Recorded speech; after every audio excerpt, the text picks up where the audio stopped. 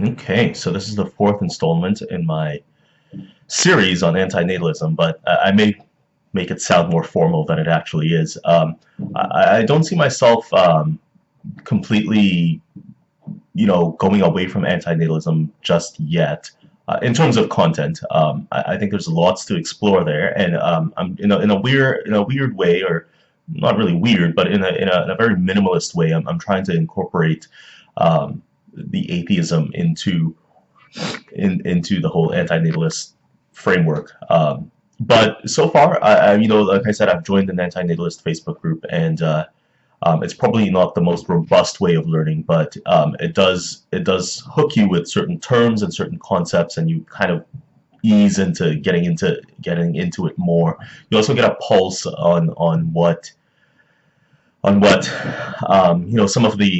some of the lesser known antinatalists are talking about, the way in which people talk about antinatalism, and even some of the misconceptions about antinatalism. So you get like a real world understanding of how people view it, and both antinatalists and anti-antinatalists. So far, I've been seeing like three strains of it, and one is basically philanthropic, the other one is misanthropic, and the third, which is not really a strain, I guess it's sort of like the father of antinatalism in a certain way, or the mother of antinatalism, but it's nihilism. Um, and a lot of times I'm finding that these terms sound like Canadian interventionism in Venezuela, but they do relate, and they do have somewhat of the similar goals. Um, there's the nihilism one. I'm still trying to get into it. I don't really want to go down that path in terms of nihilism, but nihilism seems a little bit too void, and maybe that's hypocrisy on my part. Maybe that is kind of going against what I'm ultimately arguing for. Although I do think there's a transhumanist dimension to this whole thing that is a bit of a technocratic solution to the anti-natalist conundrum. But I don't know how practical that is, how pragmatic that is, and how feasible that is, both in terms of time and morality and things like that. I mean, forgetting sentience, and just thinking about sentience, and just thinking about humanity itself. You wonder about what exactly antinatalism is talking about, especially when it comes to axiological asymmetry. Like, you wonder where that problem comes in, if we can move away from humanity and become something resembling humanity, but not quite, retaining the whole suffering thing. So anyway, right now, I'm pretty sure this is going to sound more like psychobabble at this point, but I mean, even the Venezuela thing is kind of funny, but I mean, anyway, so point being is, let's forget about the nihilism thing for now, and kind of look at arguments against. I think the philanthropic and the misanthropic strains of antinatalism are kind of.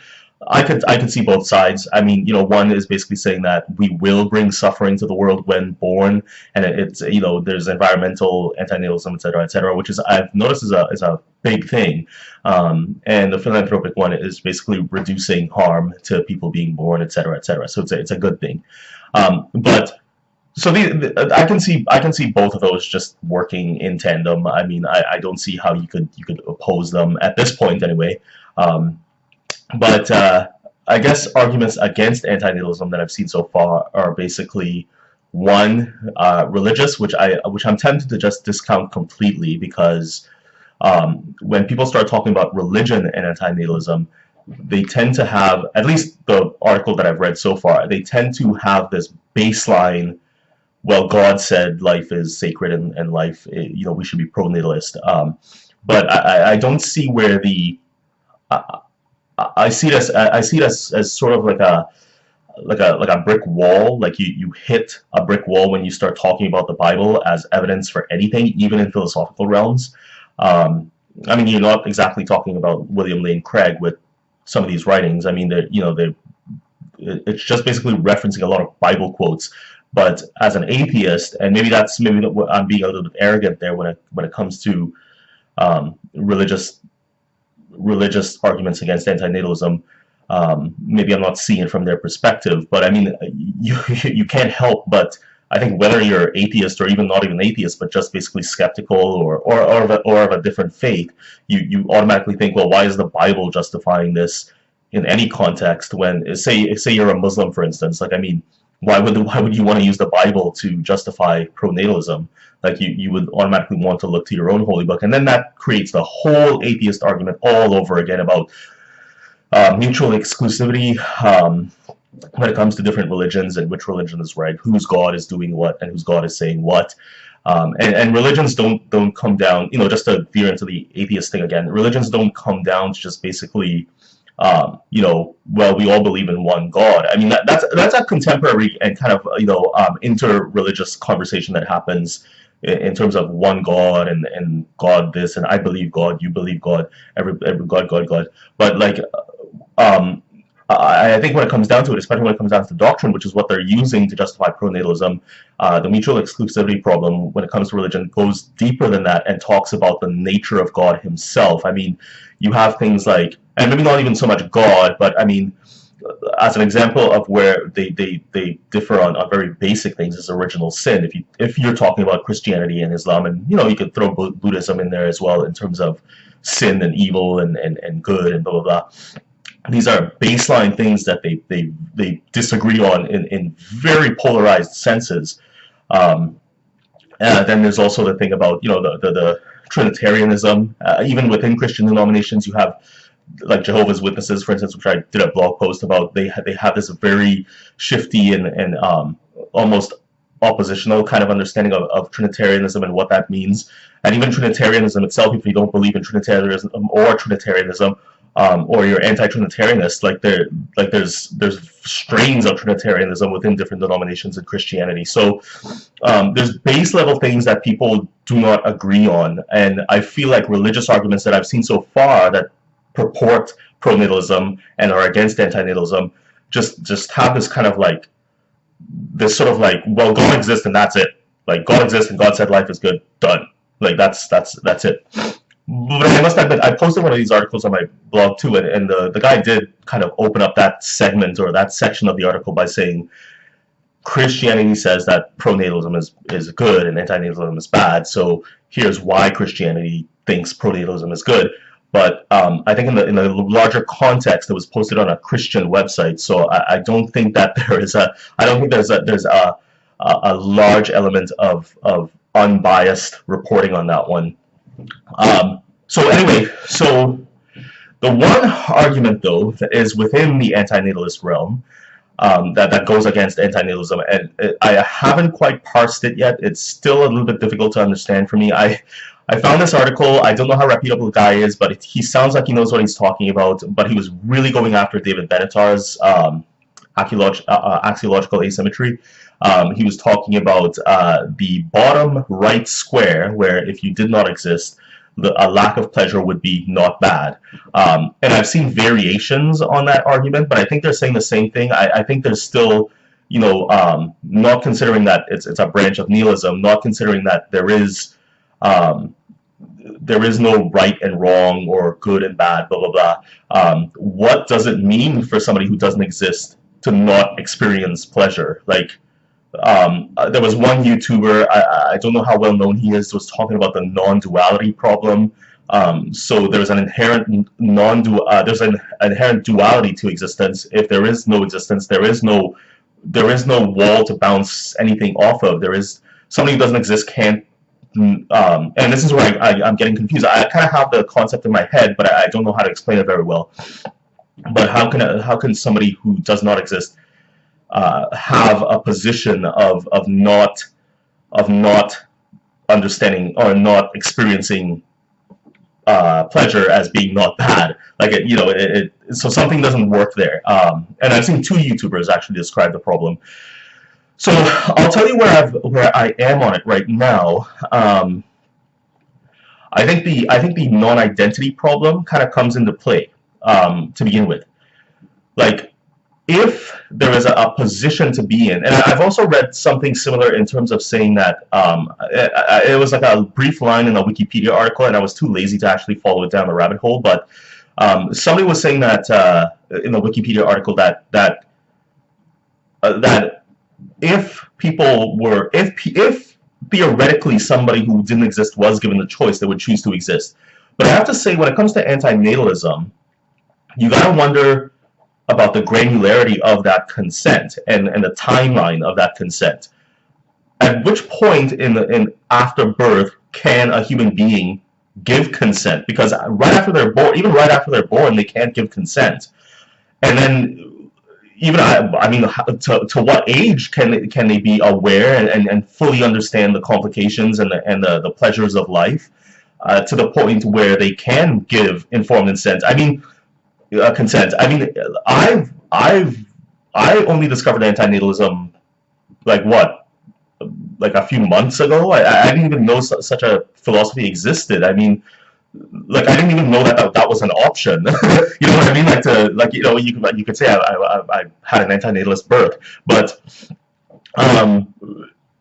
where in that timeline does consent become valid or reasonably sane even, you know, considering.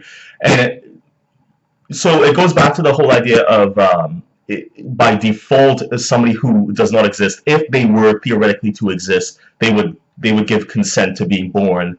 But I feel like that opinion comes from the state of existence. Like, I mean, you know what I mean? Like, so it's a difficult thing. It's a difficult thing, and consent is actually turning out to be one of the stronger or more prickly or more difficult ones to tackle. Axiological asymmetry or the asymmetry problem, or however you say it. Like, I mean, that's actually just true. Like in my books, that's true. But the consent argument just seems very difficult. Like, how do you ask somebody who does not exist what they think? Like, I mean, I know with that line, that's a real smart line, Khalid. But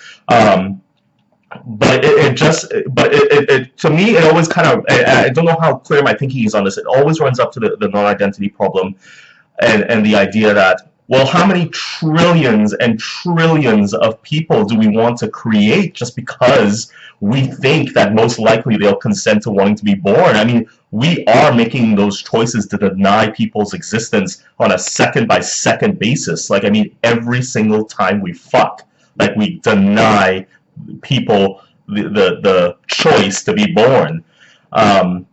So, I mean, how can we measure that? Like, how do we measure morality in terms of people that do not exist but could potentially exist, right? Do we save every single sperm and every single egg we possibly can just to create people to prove that antinatalism is a wrong-headed way of thinking?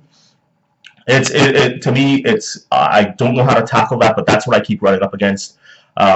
And, you know, forgive the sort of like not the mushiness, the convoluted kind of way I'm talking about it right now.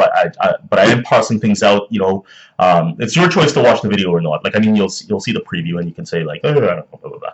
Maybe I should have given this disclaimer at the beginning. But yeah, so I really do think that that would be the strongest argument against antinatalism, and interestingly enough, the strongest argument against antinatalism, and maybe not totally against antinatalism, but the strongest flaw in antinatalism is coming from antinatalist thought, or from antinatalist actually. And I don't know. It's definitely something I'm going to pursue. So I was kind of trying to tie the atheism thing into this whole video more than I actually ended up doing, but yeah, I just want to say that the whole, just to reiterate and just to say I still love you, atheism. The arguments I've seen so far on religious terms just go back to doctrine, and once you start talking about doctrine, the whole you could watch my previous 149 videos or 150 videos, and you will see where I'm coming from when it comes to religious arguments. And I can't help but think those things, but I think I think on the surface, that's where religious people would come from, the whole sanctity of life argument, which is very debatable across different religions and stuff like that.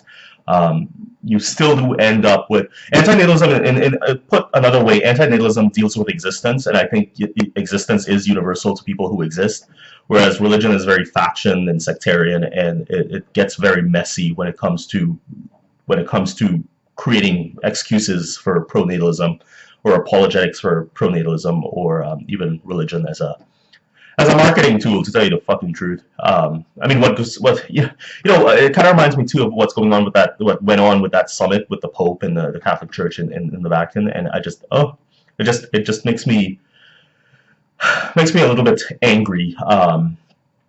Like it's just so kind of clear that they're just playing on the religious thing, and they're really thinking about their dwindling congregation. Like they're just really thinking about that. They cannot question the grain of their doctrine or their church, because that would send a very strange message to 2,000 years of Christianity. But anyway, I just 2,000 years basically. But anyway, I'm gonna shut up right now. I mean, I'm probably gonna post this video, but I think I was trying to be a little bit esoteric on some level, maybe a little bit knowledged, or maybe trying to be a little bit difficult, so to draw people in, because I'm a marketing genius. But hopefully it makes sense somehow, and yeah, I'm just gonna post it because that's what I do. I just make videos and I just post them. I don't care about edits or anything like that. It's a bit of a lack of processing power on my part, but it's also part of just it has to do a lot with my with anxiety, and if you've been watching this channel, you know the whole deal. But anyway, that's about all I have to say. Bye.